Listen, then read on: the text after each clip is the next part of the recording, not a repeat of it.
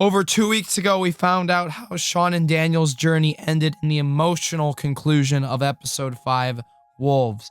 A lot of people have asked me why I haven't made my videos yet in regards to the future Life is Strange and my Life is Strange 3 predictions.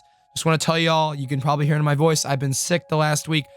I'm finally now good enough to where I can record and my voice doesn't sound like complete So just wanted to tell y'all, thank you for being patient. But this is the beginning of me covering Life is Strange 3 on the channel. Theories, predictions, news. It'll all be in a playlist link down below in the description. But this is the first video. We've gotten some first details in regards to Life is Strange 3. And these details in regards to characters, what they want to do with the story, and where they want to go. Not specifics, but in a general sense, we've gotten some more details. If we can go for 500 likes on this video, would appreciate that. If we end up hitting that, I will make a prediction video next week about my thoughts and predictions and what they could do with Life is Strange from here. So again, leave your thoughts down below in the comments. What do you think based on all that I show you here? The article from GameSpot.com will be linked down below in the description. You guys can read it for yourselves. A lot of information, not just Life is Strange 3, but how they did episode 5. Some stuff with David, Max, and Chloe, Sean and Daniel, all that. So make sure you check the link down below. And thank you all so much for being patient. Happy holidays to everybody. There'll be some videos throughout the next couple days and weeks, especially with me getting better now. But thank you all again for being patient. Love y'all. Have a great holiday season. Merry Christmas.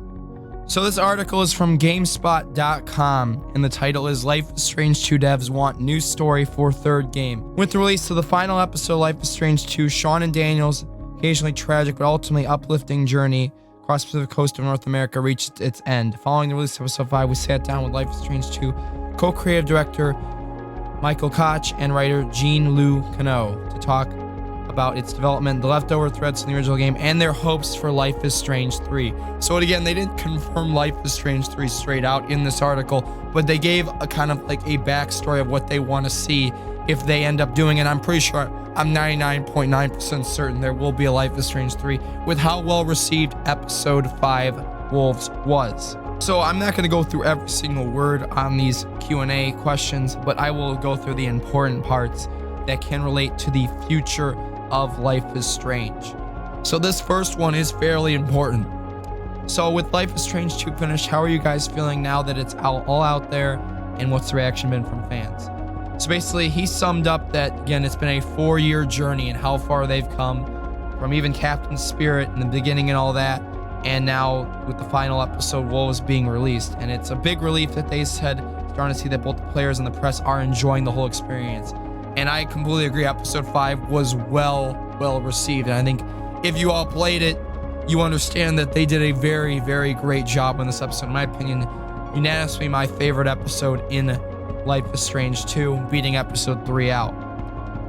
And on the other end, there's a little bit of sadness and nostalgia because we're traveling. We went on this journey of 4 years with these characters, now letting them go and seeing that the journey is over. I feel a little bit of sadness too. You're gonna hear this journey's end. We heard this all, so we know if there is a Life is Strange 3, which we are pretty sure there is going to be, that Sean and Daniel will not be a part of it. And pretty much all these characters that we've come to know, Cassidy, Finn, Claire and Steven, etc. So I'm going to skip several of these questions as they don't relate to the future Life is Strange, but they're very interesting in terms of how the episode, Max and Chloe, David, they brought some good things up about them.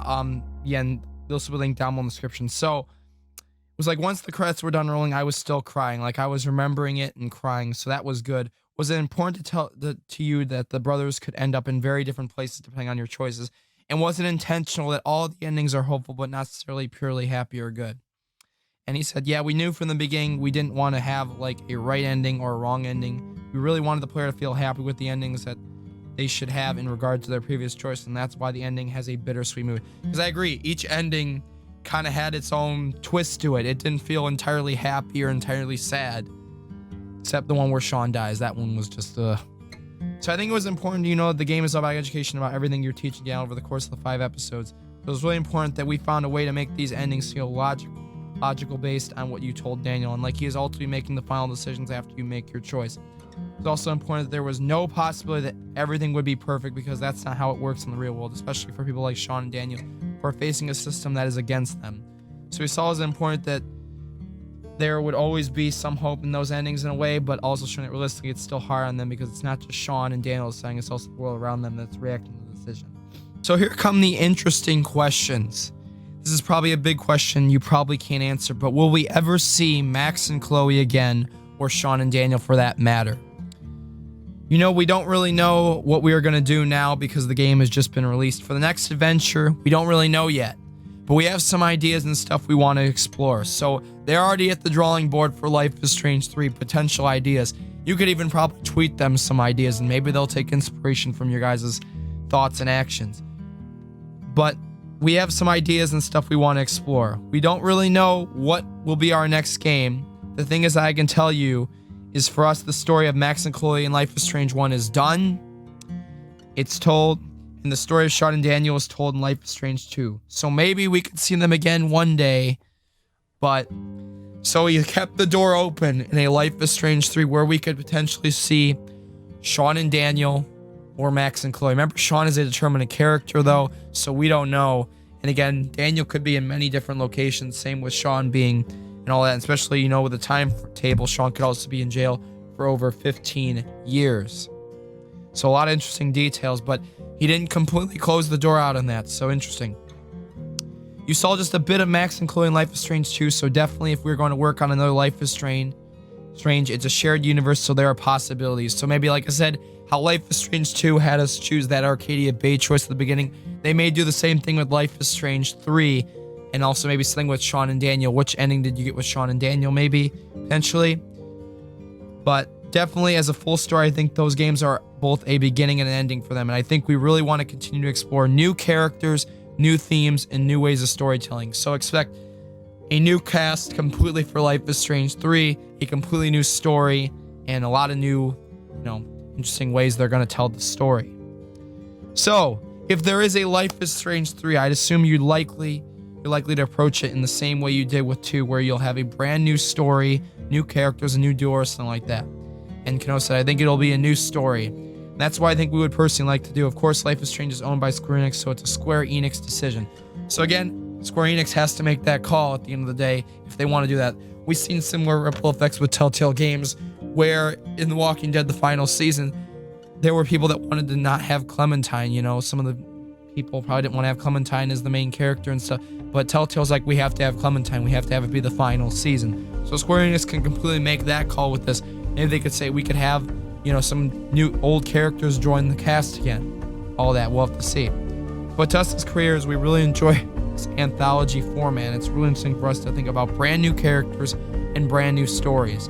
So we could also share new scenes and bring something new for the players, and just not, again, have the same ideas and just maybe bring them to some new perspective in the story.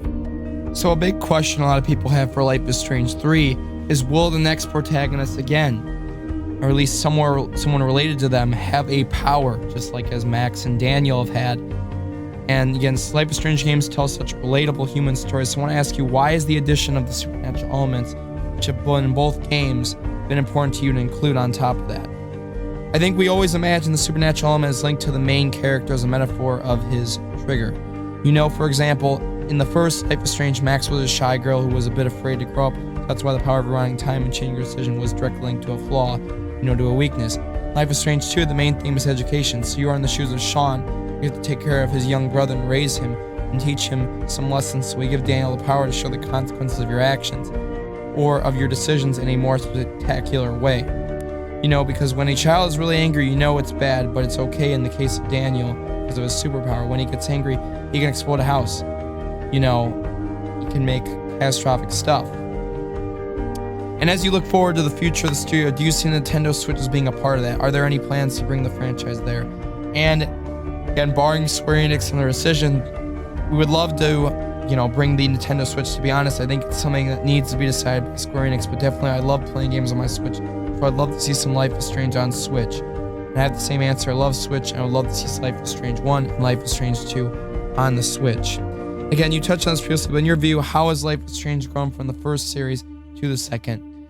I think even mechanically, really try to think about what we're saying in the story of the game. So for example, the first Life is Strange, you had to rewind the power, and we're trying to create big choices in a way that would surprise the player. So Max rewind to try a lot of different consequences and would resonate with the theme of having a really hard time settle in her life and make a decision. In the second game, we decided to have a lot more smaller choices and consequences, and maybe less big important choices. It was all resonating with the education of Daniel, where you are basically needing to think about almost everything you're saying when he's around you and every small action to do.